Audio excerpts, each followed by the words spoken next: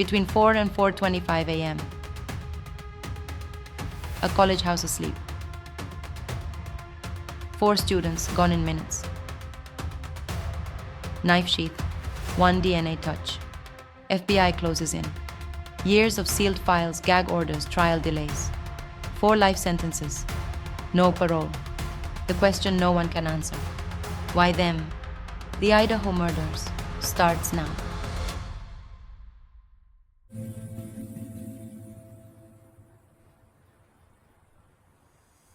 For the thousands of students who call it home, Moscow, Idaho is a postcard, a place of quiet college tradition and close-knit community. Nothing ever happens here. Today's story begins with a friendship, one that would become inseparable, and tragically, one that the world would later mourn. This is the story of the 4 University of Idaho students and how their lives became forever connected. Let's start with Kaylee Goncalves.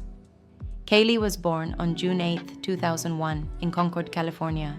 She was the middle child in a large family, with an older sister, an older brother, and 2 younger sisters. When Kaylee was about a year old, the Goncalves family decided to move north, leaving California for a small town in northern Idaho called Rathdrum. Kaylee was a bright, adventurous, and loving child. Even from a very young age, she had a strong sense of justice. Her family described her as a fighter for what's right, someone who always stood up for others and protected the people she loved. During her school years, Kaylee met a boy named Jack. The two developed a beautiful relationship that lasted several years. When they went off to college, they even adopted a dog together, a golden lab named Murphy. And although Kaylee and Jack eventually broke up, they continued to co-parent their beloved pup and remained very close friends. When Kaylee was in the 6th grade, she met a girl named Madison Mogen, or Maddie for short. From the very first moment these two met, they became best friends. Kaylee's parents still remember the day their daughter came home from school, excitedly talking about a new girl named Maddie, how much she liked her, and how she wanted to invite her over. From that moment on, the two were inseparable. They did everything together: schoolwork, sleepovers, hanging out every day after class. Maddie quickly became more than a friend. She was family. Kaylee's parents described Maddie as another daughter. She was always at birthdays, holidays, and family gatherings, and even joined them on vacations. The girls shared everything: laughter, dreams, heartbreaks, and growing pains. They knew that as long as they had each other, they could get through anything. So, when it came time to choose a university, there was no question. They wanted to stay together. Both girls were accepted into the University of Idaho, and their dream was to live together and even join the same sorority, Alpha Phi. But things didn't go exactly as planned. They weren't placed in the same dorm room, and to make matters worse, only Kaylee was accepted into Alpha Phi. Maddie had to apply to another sorority, where she was later accepted. Still, nothing could shake their friendship. They remained just as close, visiting each other constantly and making sure they were always in each other's lives. Eventually, the two did make their dream come true. By their senior year, they moved in together, into a house off campus. Kaylee was a hardworking and ambitious student. She took extra courses, finished her exams early, and was on track to graduate ahead of schedule. Her graduation ceremony was set for December 2022. But tragically, Kaylee never got the chance to receive the diploma she worked so hard for. Now, let's talk about Madison Mogen, or simply Maddie. Maddie was born on May 25, 2001 in Eugene, Oregon. She spent the first 2 years of her life there before her family moved to northern Idaho, the same area where she would later meet her lifelong best friend, Kaylee. Maddie was an only child, deeply loved and cherished by her parents. They admired everything about her: her spirit, her kindness, and the young woman she was becoming. Her friends and family described her as genuinely good-hearted, outgoing, caring, and always making sure everyone around her felt included and comfortable.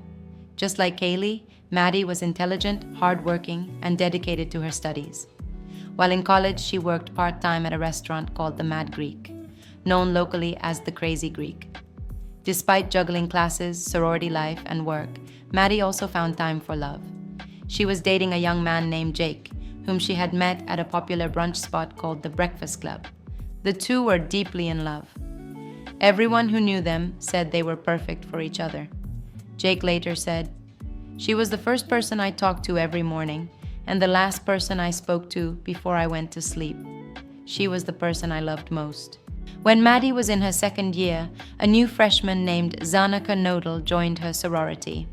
Although Xana was a year younger, that didn't stop the two from becoming fast friends. Xana was born on July 5, 2002, in Post Falls, Idaho. Unlike Kaylee and Maddie, her childhood was more difficult. Her mother struggled with addiction and eventually gave up custody of Xana and her sister, Jasmine. Their father worked hard and traveled often to support them, leaving the girls to take care of themselves much of the time. This early independence shaped Xana into a resilient and strong young woman.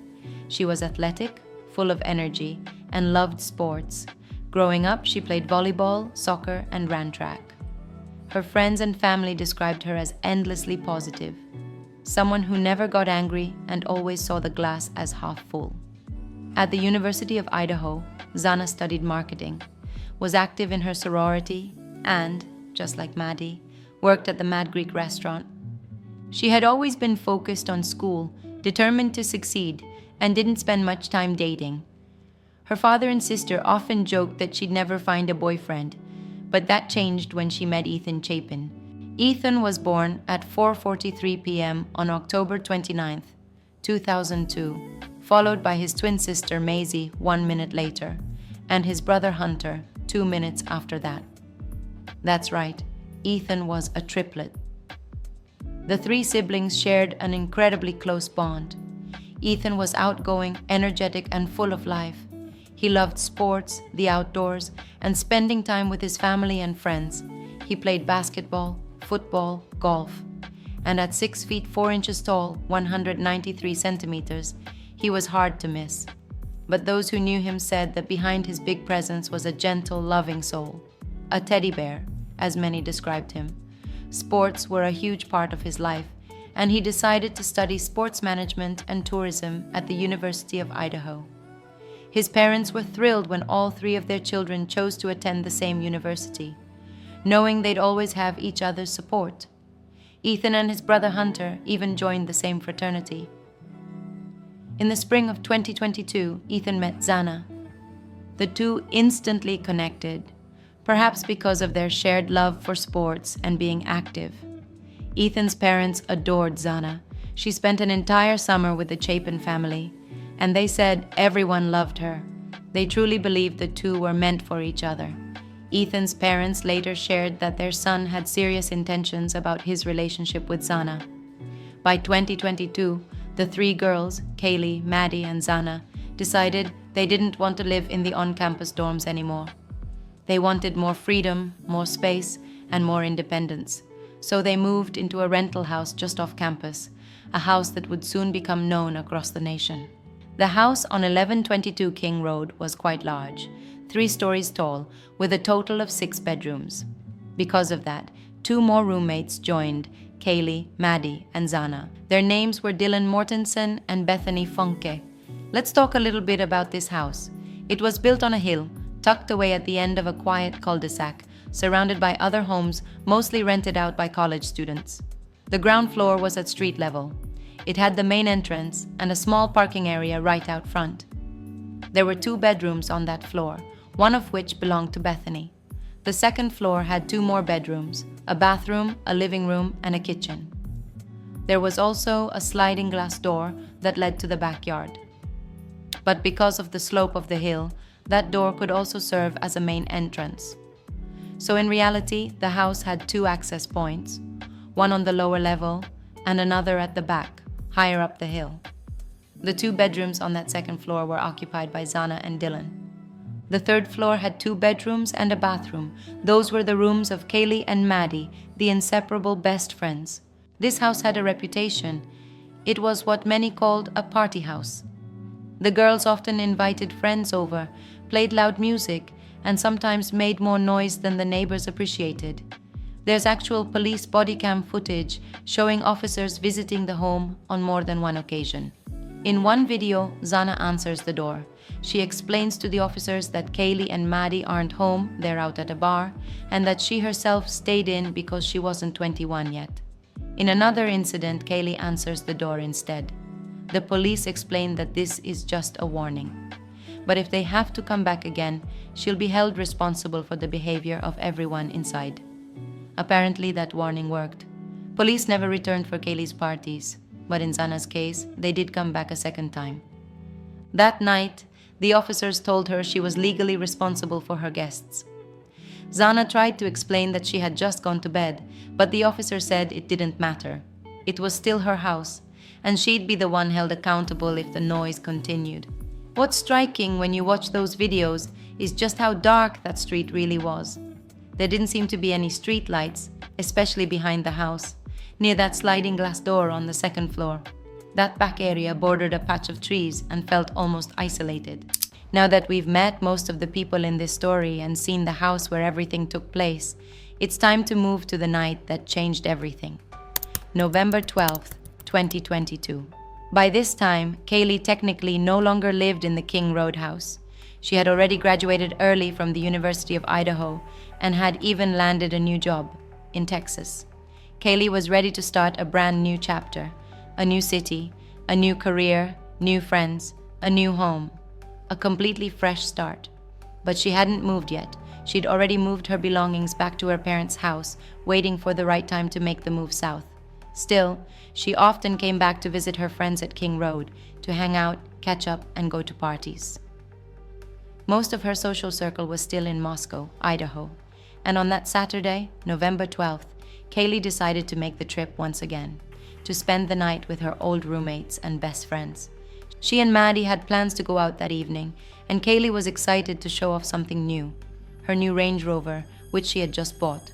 So she loaded up her car, brought along Murphy, the dog she shared with her ex-boyfriend Jack, and drove back to Moscow for what was supposed to be a fun night with friends. Since she planned to drink that evening, Kaylee decided to stay overnight in Maddie's room, something the girls had done plenty of times before. That same day, Kaylee posted a photo on Instagram, a now famous picture that many of you have probably seen. It showed all 5 girls, Kaylee, Maddie, Xana, Dylan, and Bethany, smiling together, joined by Ethan Chapin, who was practically a 6th roommate because he spent so much time there with Xana. Kaylee captioned the photo, "One lucky girl to be surrounded by these people every day." In the picture, Maddie sits on Kaylee's shoulders, Xana and Ethan stand arm in arm, smiling beside them, and Dylan and Bethany are on the sides, beaming. They all look so happy, but none of them could have known how much would change in just a few short hours. Later that night, Kaylee and Maddie decided to go out. They spent some time with friends first, then around 10 p.m. headed to a local bar called the Corner Club, a popular hangout for both students and locals known for its sports TVs, casual atmosphere, and late-night drinks. The bar was only about a 5 to 6 minute drive from their home on King Road.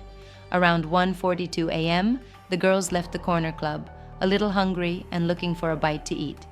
One of the most popular spots for late-night food among students was a local food truck called the Grub Truck, just a 5-minute walk from the bar, so instead of calling an Uber, they decided to walk. When they arrived, they ordered their food, reportedly pasta carbonara, and chatted with some friends they ran into there. The Grub Truck had a live Twitch stream running most nights, used by the owners to promote the business and connect with students. That night was no different. The camera caught Kaylee and Maddie smiling, talking, laughing, and taking photos, looking carefree and happy. Their entire visit lasted about 11 minutes. When their food was ready, the girls picked up their order and called for a private car service, similar to Uber, to take them home. The driver picked them up and dropped them off at their house on King Road around 1:56 a.m. Once home, Kaylee tried calling her ex-boyfriend Jack several times, between 2:26 and 2:44 a.m. He never answered. He was asleep at the time. Online, there was a lot of speculation about those calls. Some wondered if Kaylee was in trouble or if Jack might somehow be involved. But her family quickly dismissed those rumors. explaining that Kaylee often called Jack when she was out drinking. She just wanted to talk to him. In fact, they'd recently been discussing the idea of getting back together. Their breakup hadn't been bitter, it was simply the distance between them. Jack lived in Boise, while Kaylee was still in Moscow. They still cared deeply for each other, so her family believes those late-night calls were nothing more than a tipsy college girl reaching out to someone she still loved. A little later that night, Kaylee and Maddie went to bed, curling up together in Maddie's bed, something they'd done countless times before. That same night, Xana and Ethan also went out. Earlier in the evening, they had spent a few hours with Ethan's twin sister Maisie at her sorority party. Then they moved to another party in his fraternity. Later, he sent text to Maisie to join them. "Everyone wants you to come. You should come by." Maisie replied that she was tired and heading to bed. Ethan's last message to her was simple: "Love you." It was something they didn't often say to each other, but that night, he said it anyway. Ethan and Xana stayed there until about 1:30 a.m. Then, just before 2, returned to the King Roadhouse. It was a familiar routine. Ethan often stayed over with Xana, and that night was no different. Around the same time, Dylan and Bethany, the other 2 roommates, also came home after spending the evening out with friends. By 2 a.m., everyone was back inside the house, but not everyone went to sleep right away. Dylan and Bethany watched a show together, The Vampire Diaries. Xana ordered late-night food, which was delivered just after 4 a.m. Security footage and phone data later confirmed that she was still awake, scrolling through TikTok as she ate. Then, sometime shortly after 4 a.m., Dylan, who was sleeping on the second floor, woke up. She heard noises coming from above, the floor where Kaylee and Maddie slept. It sounded like movement, like someone playing with the dog Murphy. A moment later, she heard a voice, a woman's voice, say, "There's someone here."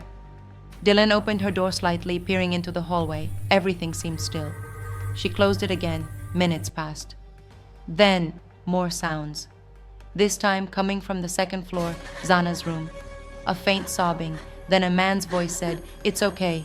I'm going to help you."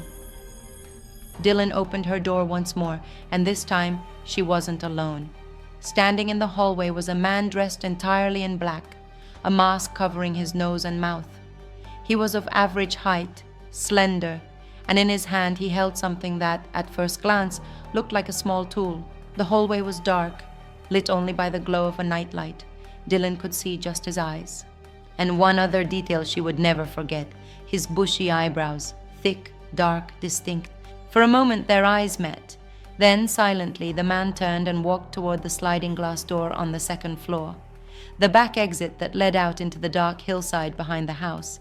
He was gone. Dylan froze. Then she shut her door, locked it, and tried calling her roommates. First Kaylee, then Bethany. No one answered. Bethany eventually texted her back. When Dylan told her what she'd just seen, Bethany urged her, "Don't stay there. Come downstairs. Come to me." Dylan ran down to the first floor where Bethany's bedroom was. As she passed Xana's door, she caught a glimpse inside. Xana was lying on the floor. It wasn't unusual. Sometimes after a long night, she'd fall asleep that way. So Dylan didn't stop. She kept running. When she reached Bethany's room, the 2 girls locked the door behind them. They sent more messages, telling themselves it was probably a misunderstanding. Maybe a friend from Ethan's fraternity. Maybe someone who'd been at the party earlier. After all, the man had seen Dylan and left. Surely, if he meant harm, he wouldn't have walked away. The next morning, around 11 a.m., Dylan and Bethany woke up, starting their usual morning routines. But something felt off. Their other roommates hadn't stirred. Not one of the 4. Normally, even after a late night, by this hour, everyone would be awake. Calls and messages went unanswered. Anxiety began to creep in. Then the girls noticed something unusual. Xana's Snapchat location was off. Always visible, always trackable. Now, silence. Fear gripped them. They wanted to check on their friends, but the memory of the previous night's events held them back. So they reached out to friends, Emily and her boyfriend Hunter. Another girl, Josie, came along. After a quick discussion, the girls decided Hunter should be the one to check inside first. He was brave, decisive, the one who could handle whatever lay ahead. Hunter nodded, moving first toward Xana's room. The moment he saw what awaited him, he immediately shoved the others back. His voice shook but carried authority. "Everyone back, back. Call 911 and tell them there's a person unconscious." At exactly 11:55 a.m., Dylan dialed 911. 911 location of your emergency. Hi, something is happening. Something happened in our house. We don't know what. What is the address of the emergency? 1122.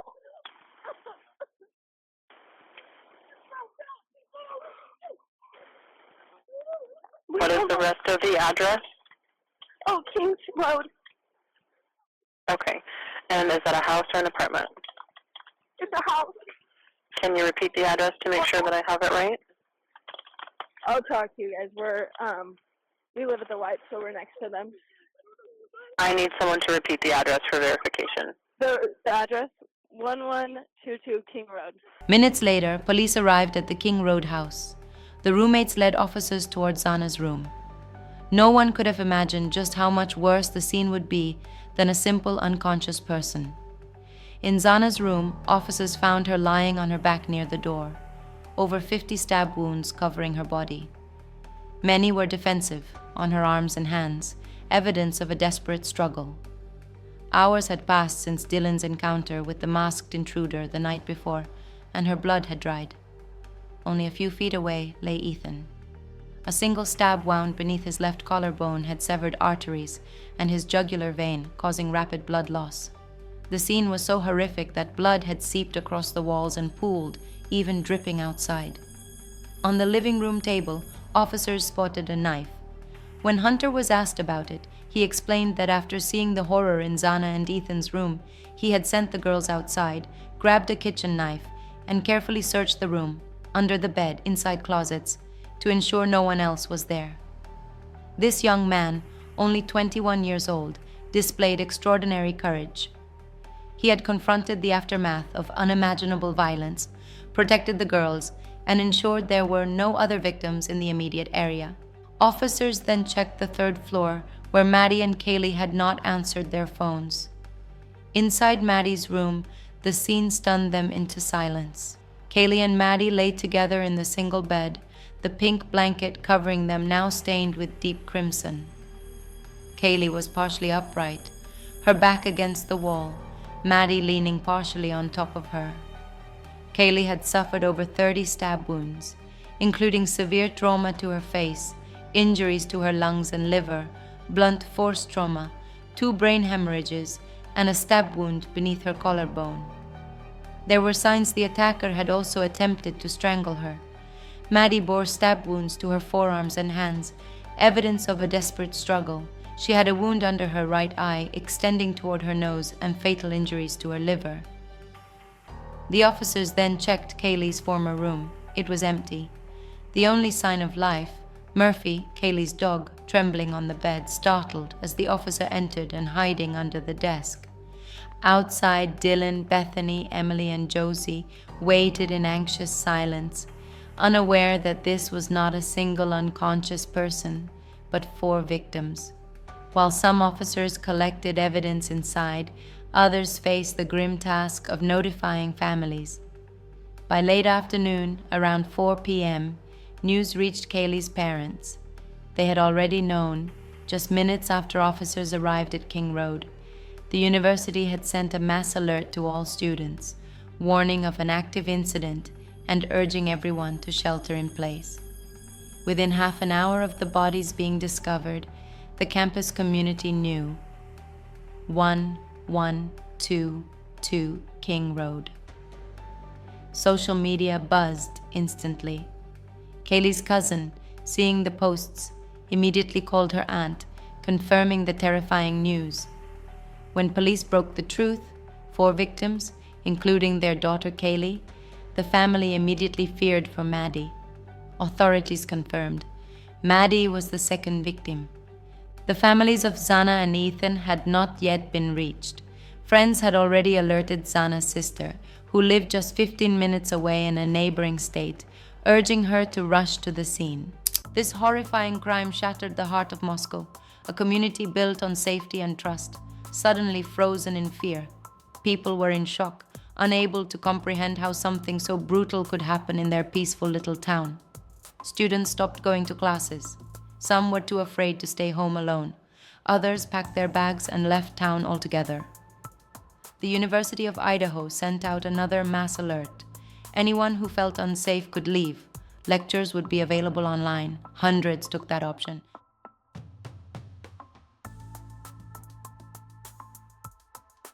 The house was immediately sealed off.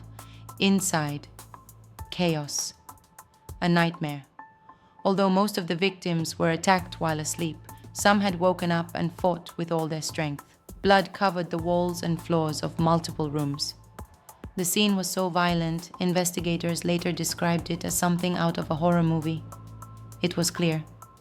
This had been a furious attack. The killer had continued stabbing long after his victims were gone. There were no signs of forced entry. Even the sliding glass door at the back of the house was still open when police arrived. Detectives began collecting everything: DNA samples, fingerprints, fibers, anything that could speak. But lab analysis takes time. They needed something, a direction, then they found it. A U.S. Marine Corps branded knife sheath found beside Maddie. No one in the house owned a knife like that. Investigators immediately knew it belonged to the killer.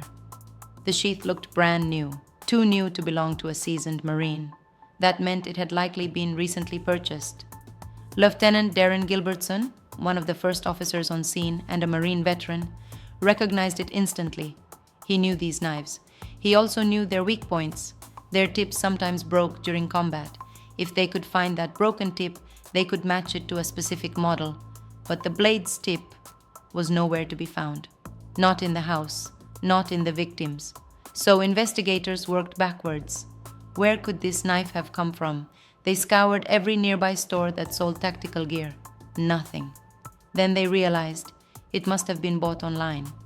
When DNA results finally came back, they revealed a male DNA profile on the sheath snap button. But when entered into the national database, no match, a dead end. Still, there were more clues. A single shoe print in the snow near the sliding glass doors.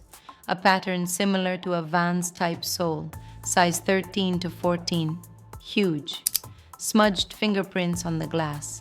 A black glove, a black backpack, empty. And blood on the stairway railing between the first and second floors. When investigators questioned friends and classmates, they hoped to find anyone who might have held a grudge. But everyone said the same thing. All four were loved. They didn't have enemies. Then came something chilling. In the weeks before the murders, Kaylee's dog Murphy had started acting strange. Sometimes while friends hung out on the back porch, Murphy would suddenly bolt toward the woods, growling, refusing to return.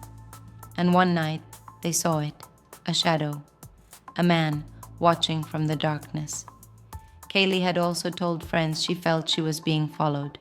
At the time, they laughed it off, but she had been truly afraid. Investigators later learned that the front door of the house was often left unlocked or opened with a shared key code known by dozens of people. It was a student town, a place where nobody believed danger could walk freely through an open door. Police refused to release any details. To protect the case and avoid alerting the killer, they said nothing. Not even the victims' families were told what investigators had found. That silence tore families apart. They felt shut out, helpless, desperate for answers. On November 30th, the university held a candlelight vigil. Friends and families gathered to honor Xana, Ethan, Maddie, and Kaylee. Ethan's mother, Stacy, spoke through tears. "We'll forever be grateful for every moment we had with Ethan. Spend as much time as you can with those you love, because time is something you never get back." Kaylee's father, Steve, spoke of the unbreakable bond between his daughter and Maddie. From 6th grade, they were inseparable. They studied together, lived together, and in the end, they left together. The two surviving roommates, Bethany and Dylan, sent a letter to be read aloud. They couldn't attend. Fear and grief still consumed them. Online, the story had exploded. Social media turned the survivors into targets. People questioned why Dylan hadn't called the police sooner, why she didn't check on her friends. Threats poured in, criticism, speculation. They were harassed to the point they feared for their lives.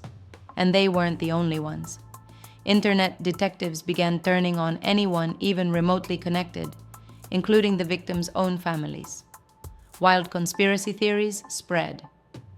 One self-proclaimed psychic on TikTok claimed a university professor had orchestrated the murders, using nothing but tarot cards as evidence. The accused professor, Rebecca Schofield, denied ever knowing the students and sued the woman for defamation. While chaos erupted online, the real investigators were quietly making progress behind the scenes. They have collected security camera footage from neighborhood. A white sedan circles the house. The car is first seen at 3:30.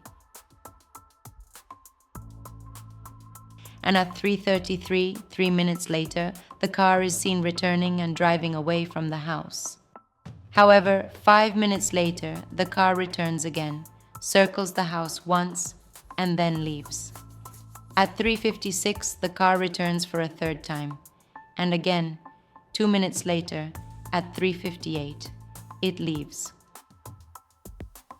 At 4 o'clock, the food delivery driver is seen leaving, which suggests that the two, the car and the delivery driver, crossed paths. The last time the car arrives is at 4:05. This time, however, the car does something different. It doesn't leave like every other time so far, but makes a T-turn and returns back toward the house. 12 minutes later, a dog is heard barking.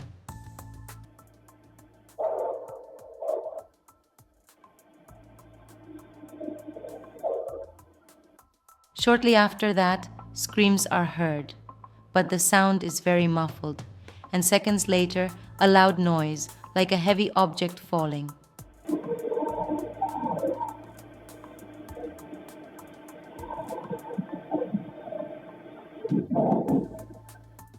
Then dog barking is heard again, and at 4:20, exactly 13 minutes after the car was parked in front of the house. The car speeds away from the house. Until now, the car had always moved slowly, as if it was observing, checking out the house and waiting for the right moment. And now it is trying to get away as fast as possible. Because now we know that this is the moment the roommates were attacked. This is the moment Dylan starts texting Kaylee and Bethany. Cross-referencing nearby surveillance cameras, investigators traced its likely route, heading west toward the Washington state line, to a small college town called Pullman, a town eerily similar to Moscow. There, an FBI vehicle identification specialist confirmed the make, a white Hyundai Elantra, model years 2011 to 2013. Days later, police in Pullman spotted one. No front license plate, only a rear tag from Pennsylvania. The car belonged to a 28-year-old criminology PhD student at Washington State University, Bryan Kohberger. Tall, pale, thick, heavy eyebrows, just as Dylan had described the man she saw that night. When the Moscow Police Department received a call that a car matching the description of their suspect vehicle had been spotted across the state line in Pullman, Washington, they thought they might finally have a lead, but that lead was quickly dismissed. According to information from the Pullman Police Department, the car seen circling around the Washington State University campus in the early hours of November 13th was a 2015 Hyundai Elantra. The FBI's vehicle identification specialist, however, determined that the car caught on camera near King Road that night was a model produced between 2011 and 2013. Because of that discrepancy, the owner of that Pullman car, Bryan Kohberger, was initially ruled out as a potential suspect. Investigators didn't even bother to take a closer look. With few solid leads and growing public pressure, detectives turned to the public for help. They went on television announcing that they were looking for the owner of a white Hyundai Elantra, model years 2011 to 2013, seen in the area of King Road between the night of November 12th and the early morning of November 13th. Authorities stressed that this person was not a suspect, only someone who might have crucial information. No one came forward. Later, the FBI analyst widened the production range to include models from 2011 through 2016. That change suddenly placed Bryan Kohberger's 2015 Hyundai Elantra within the parameters. Still, he wasn't yet considered a suspect, even though his driver's license photo closely resembled the description Dylan had given police. Meanwhile, detectives focused on their most critical piece of evidence, the DNA left on the button of the brown leather knife sheath found at the scene. Tests confirmed that the DNA belonged to a male, but it matched no one in the national database. Therefore, the investigators had a secret weapon: genetic genealogy. What is genetic genealogy? It's the science of using DNA to trace family relationships, and sometimes to solve crimes. Every person's DNA carries a unique pattern of markers inherited from their ancestors, a biological record of identity. Genetic genealogy compares those DNA markers to massive databases built by people who've taken consumer DNA tests. By matching shared DNA segments, researchers can find distant relatives, sometimes even fifth or sixth cousins. In criminal investigations, detectives use this same technique, uploading crime scene DNA to genealogy databases. From there, genealogists build out family trees, tracing relationships until they narrow down potential suspects.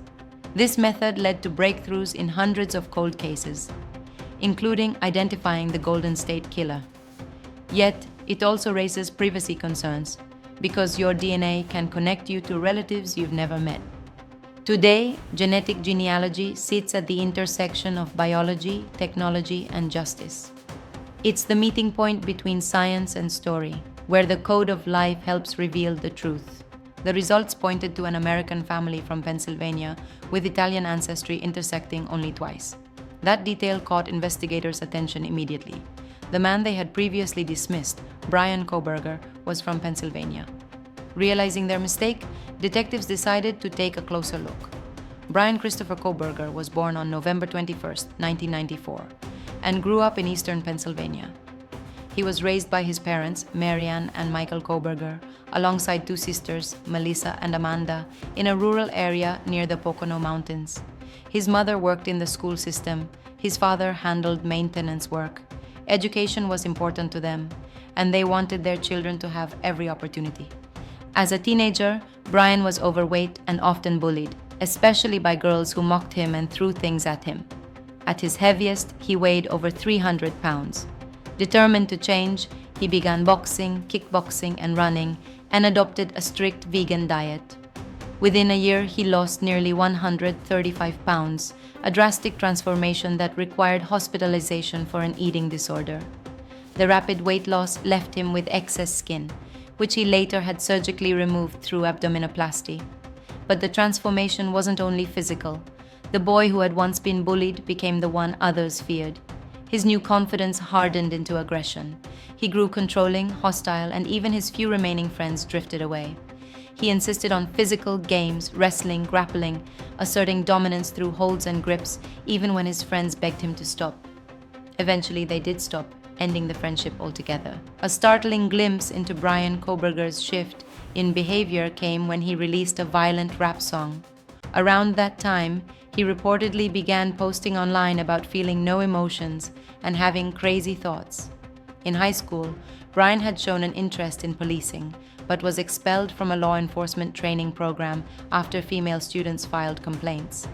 At 16, he wrote disturbing posts online, calling himself an organic sack of meat with no self-worth, and describing himself as empty and emotionless. Bryan also suffered from visual snow syndrome, a rare neurological disorder that makes people see static over everything, like an untuned TV. Many with the condition experience anxiety, depression, and a sense of detachment from reality. In forum posts, Bryan described feeling like he was playing a role-playing game when interacting with his family. As he grew older, his struggles deepened. He began using marijuana, then heroin, and turned to theft, even stealing from friends and family. After multiple arrests and a rehab stint, he eventually got clean and turned to academics. Bryan studied psychology at DeSales University, earning both his bachelor's and master's degrees before enrolling in a PhD program at Washington State University. He applied to the local police department but wasn't hired, with interviewers describing him as socially awkward and uncharismatic. Online, he posted a Reddit survey under the name Criminology Student, asking criminals about their thoughts before and after committing crimes, something that now seems disturbingly revealing. Within weeks of starting as a teaching assistant, Bryan's reputation faltered. Students called him arrogant and unhelpful, and even his professor complained he wasn't doing his job. Female students in Bryan Kohberger's classes said they felt deeply uncomfortable around him. He would stare constantly, making them feel watched. One even texted a friend, "The criminology teacher assistant looks like a serial killer." Barely a month into his teaching role, Bryan was under university investigation for behavioral issues and sexist conduct. He received multiple warnings, and several professors called him in to address concerns. Over the 4 months as a teaching assistant, he repeatedly clashed with the professor he assisted. Arguments erupted, notably on September 23rd, and 10 days later he was summoned again. But his behavior only worsened. He challenged colleagues, dismissed opposing views, and seemed constantly at war with everyone around him. On November 2nd, just 11 days before the murders, he was called in again about his conduct. 2 days later, he had another explosive confrontation. By mid-December, the professor had enough. Bryan was fired, lost his funding, and had to leave Washington State University. He called his father, Michael Kohberger, who flew to Washington to help him pack. Together, they cleared Bryan's apartment, loaded his belongings into his white Hyundai Elantra, and drove 36 hours back to Pennsylvania. He returned home on December 16th, unaware investigators were already on his trail. Law enforcement quickly pieced together his movements, inconsistencies, and background. They obtained a warrant to examine his phone records, tracking his movements from the months leading up to the murders through December 16th. On the night of November 12th, at 2:47 a.m., Bryan's phone connected to a cell tower near 1122 King Road, the victim's house. Then it went completely dark until 4:48 a.m. Forensic experts confirmed the phone hadn't died. It had been manually powered off. When it reconnected, it traced an indirect route back to Pullman, taking 45 minutes instead of the usual 15. Later that morning, at 9:12 a.m., his phone pinged near the victim's house again. He stayed for 9 minutes before leaving. Investigators noted a troubling pattern. Between July 9th and November 7th, his phone had pinged near the victim's house 23 times, all between 10 p.m. and 4 a.m. After the murders, he never returned. On November 13th, Bryan returned to Pullman, appearing on Costco surveillance at 12:49 p.m., but was turned away for not having a membership card. He shopped at Albertsons using self-checkout. Around 5:30 p.m., his phone again followed the same circuitous route between Moscow and Pullman, then went dark from 5:36 to 8:30 p.m.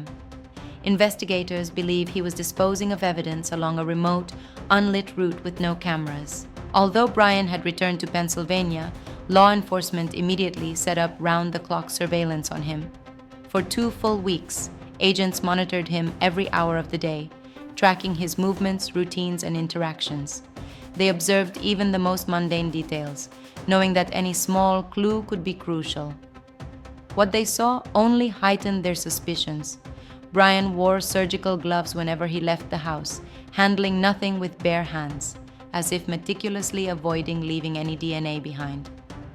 His behavior suggested extreme caution, bordering on paranoia, as if he felt the net closing in. Investigators also noticed his obsessive cleaning of the white Hyundai Elantra.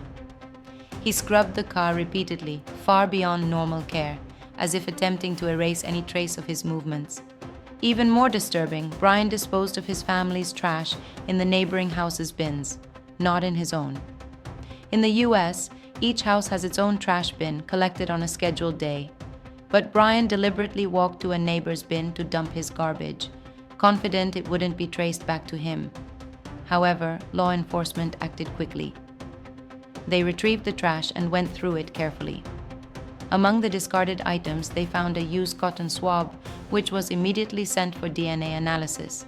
The results were damning. The DNA on the swab matched the father of the man whose DNA had been found on the knife sheath. And that was all. Game over. An arrest warrant was issued immediately. On December 30th, 2022, 6 weeks after the murders, Bryan Kohberger was arrested at his parents' home.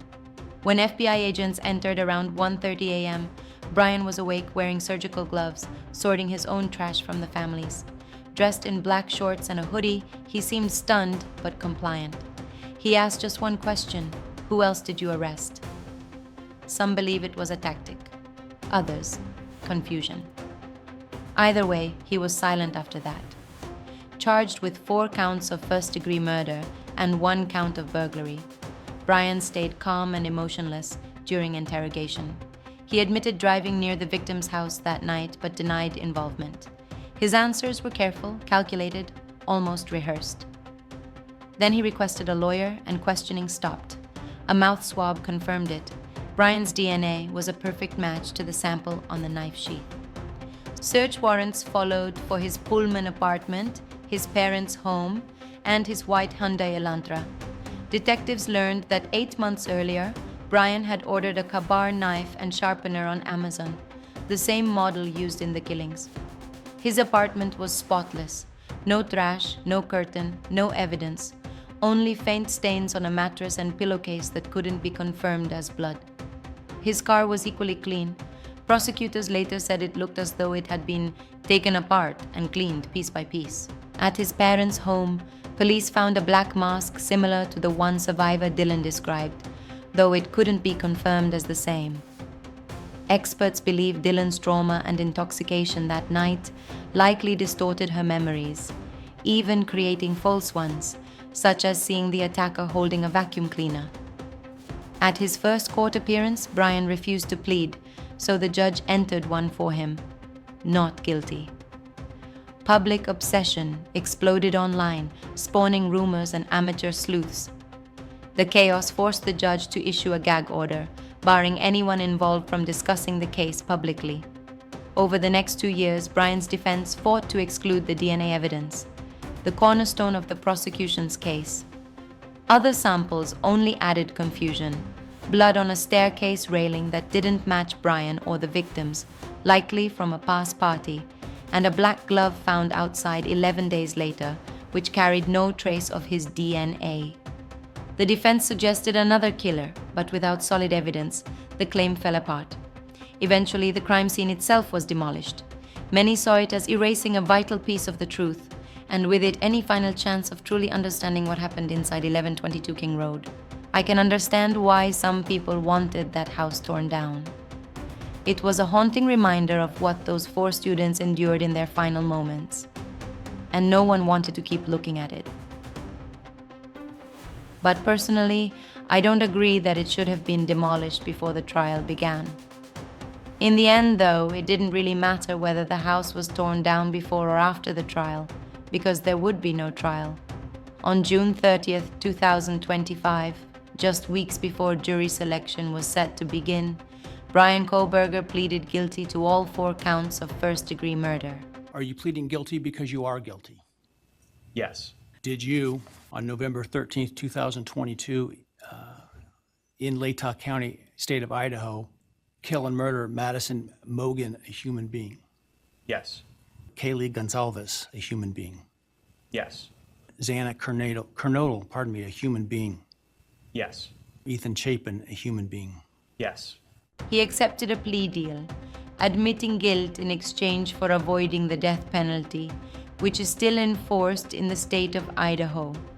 And on July 30th, he was sentenced to 4 consecutive life sentences without the possibility of parole. The sudden change shocked everyone. No one expected Bryan Kohberger to plead guilty, not after 2 years of such aggressive defense strategies. Everyone had prepared themselves for a trial, believing that, finally, we might get answers. At least to some of the questions that still haunted us. But there's a dark irony here. Bryan Kohberger accepted the plea to avoid the very thing he inflicted upon 4 innocent young lives. The victims' families were divided over the outcome. Kaylee's and Xana's families were firmly against the plea deal. They didn't want Bryan to escape with life sentences, even 4 of them. They wanted him to stand trial, to face the public, and to finally explain why their children were no longer alive. Ethan's and Maddie's families, however, couldn't bear the thought of reliving the trauma. They preferred that it end here, that Bryan serve his 4 life sentences and that they could try somehow to move on. Even though the trial will never take place, the evidence gathered over 2 years remains. Evidence meant for the courtroom. And now we can finally look at it. When Bryan appeared in court, observers noticed something strange: his eyebrows. The thick, dark brows that survivor Dylan had described were now barely visible, thinner and lighter. But investigators had already found a photo on his phone, taken around 10:30 a.m. on November 13th, just 6 hours after the murders. In it, Bryan smiles, giving a thumbs up. His eyebrows are full. His hand, though, is red and bandaged, as if freshly cut. The selfie was never sent to anyone. It seemed like a private memento. His phone searches revealed an obsession with serial killers, full case files, psychological profiles, and studies. Maybe it was academic curiosity, but in hindsight, it feels darker. Was he studying them or preparing to become one? Just hours before the murders, Bryan had been listening to local police radio traffic in Moscow. And when police later announced they were searching for a white Hyundai Elantra, he panicked, researching new cars, changing his registration, and adding a front plate only after learning the suspect vehicle lacked one. Investigators also uncovered hours of phone calls between Bryan and his mother on the morning of November 13th. The first came at 6:13 a.m., less than 2 hours after the murders, followed by 2 more, lasting over 3 hours combined. During one of those calls, his mother sent him a news article about the killings. Whether it was concern, suspicion, or something darker, we may never know. Detectives also found chilling online exchanges. Months before the murders, Bryan asked a woman on Tinder, "What do you think is the most terrifying way to die?" She replied, "Being stabbed." He answered, "Like a kabar?" The exact knife later used at the scene. Phone data confirmed he had been watching the victim's house for months, visiting 23 times, always late at night. Some believe he was the man Kaylee once saw watching her from the woods. Others think he may have even tried to befriend her dog, Murphy, so it wouldn't bark when he entered. A week before the murders, the roommates came home to find the front door wide open, its hinges broken. Terrified, they searched the house with golf sticks, and Xana's father came the next day to fix it. Many now believe Bryan had already been inside, scouting the layout, learning who slept where. Despite everything we've learned, there are still questions without answers. The released documents filled many gaps, but not all. Maybe in time more will be revealed. But for now, here's what investigators believe happened that night. The time is 3:30 a.m. Everyone in the house is asleep except for Xana.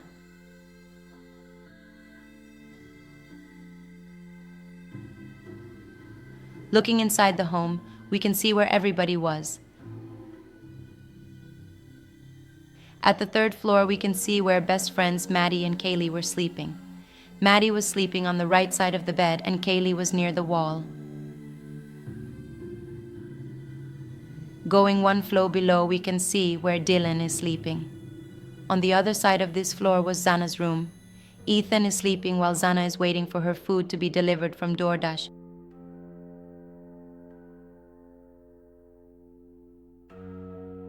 And at the basement level is Bethany's room.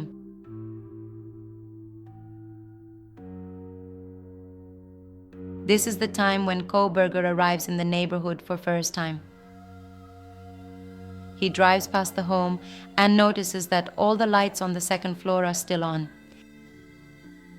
At approximately 3:59 a.m., DoorDash delivery driver arrives at King Road 1122 with Xana's food. It's believed that the DoorDash driver saw Kohberger as she was arriving.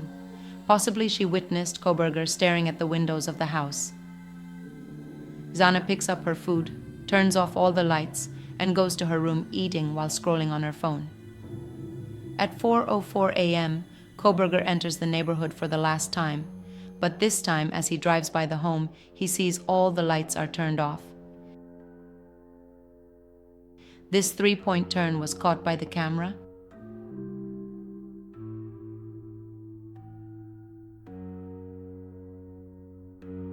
He drives back towards the house and making sure the lights are off.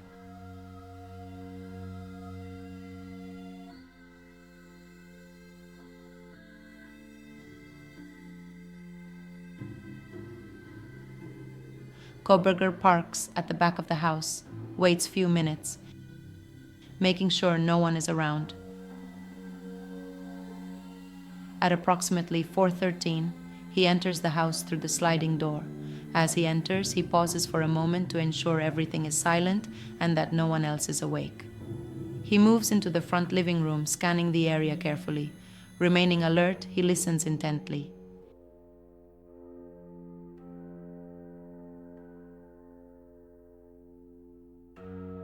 Once he's certain it's safe, he proceeds upstairs, heading toward Maddie's room. It's around 4:14 a.m. 2 minutes later, at 4:16, Xana pauses her TikTok scrolling and heads to the kitchen. Records show her activity on the app ended at that time. As she steps into the kitchen, she's startled to find the sliding glass door standing wide open. At that moment, she hears a loud commotion coming from upstairs. Curious and alarmed, Xana walks toward Maddie's doorway, where she unexpectedly interrupts Kohberger, who has just finished a violent struggle with Kaylee, who had fought back fiercely. He notices Xana, and as soon as he does, she turns to run. Kohberger, without thinking, pursues her all the way to her room, not realizing he had dropped the sheath of his knife. When he reaches the room, he assaults Xana at exactly 4:17. This timing is confirmed by a camera that recorded the sound of her screams and the impact.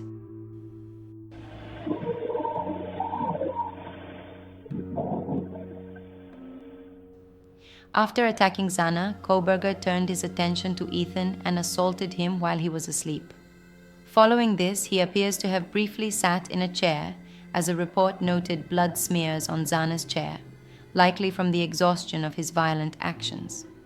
The same report indicates that blood from the two upstairs roommates was found in Xana's room, suggesting a single individual moved between rooms. Kohberger's time sitting was brief, lasting less than 30 seconds before he got up to leave. Hearing the commotion from Xana's room, Dylan gets out of bed and approaches her door to peer into the hallway. She freezes when she sees Kohberger walking past and exiting through the kitchen.